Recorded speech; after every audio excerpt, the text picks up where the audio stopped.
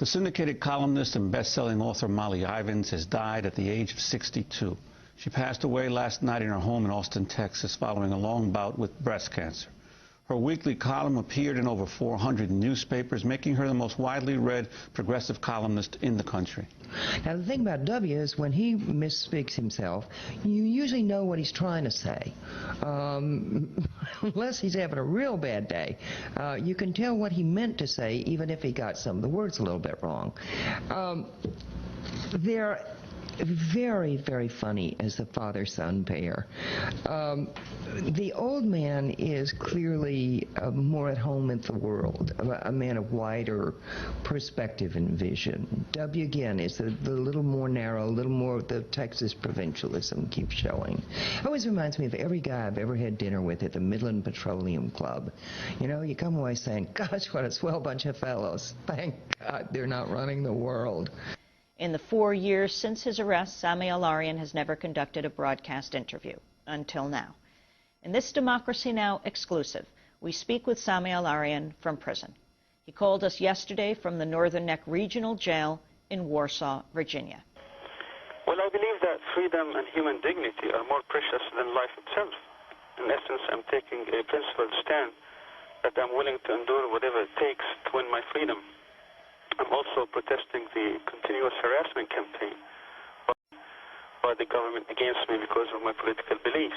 I was 21 when he was first arrested. I was a senior in college, about to graduate, and he ended up missing my graduation. And I mean, me and my older brother and younger sister, who's 21, are very much aware of what's going on, and you know, we've been, you know, his advocates for the past 4 years as much as we can. And you know, we just see this as the government criminalizing political speech and association, and it's un-American, and that's sort of my core understanding of my father's case. Vulture funds buy up the debt of poor countries at cheap prices, then demand payments much higher than the original amount of the debt, often taking poor countries to court when they cannot afford to repay. And then they use political muscle, bribery, or lawsuits to try to squeeze, not only get back the money that they put down, in case of Zambia, $3 million by Mr. Goldfinger, or they'll try to get $40 million. House Judiciary Chair John Conyers appeared on Democracy Now! The Michigan congressmember said he raised the issue with President Bush on Thursday after hearing Palace report on our broadcast. But it was my job, I felt, to raise the whole question of this bond speculation that goes on at the expense of poor debtor countries, in which their debt is bought up and then they're sued for the full amount.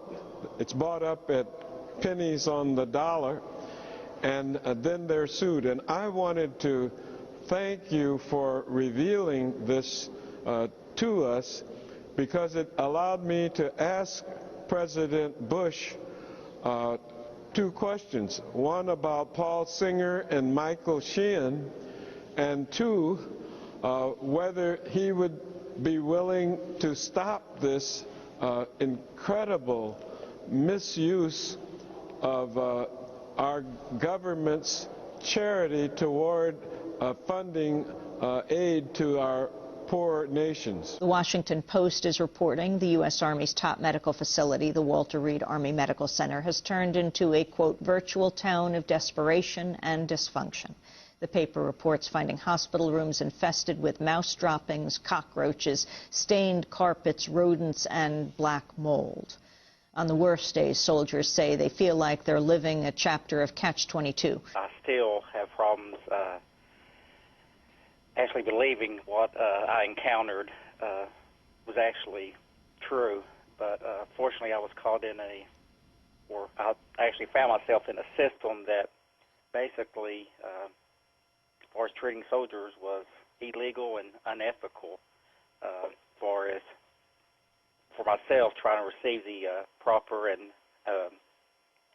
mainstream medical care, and also to be diagnosed properly and to be rated justly and fairly. Human rights groups are calling for the U.S. government to shut down a jail in Texas where about 200 immigrant children, some only infants, are being detained. 10 months ago, the U.S. Immigration and Customs Enforcement began holding families in the Hutto facility in Taylor, Texas, owned by the private prison company Corrections Corporation of America.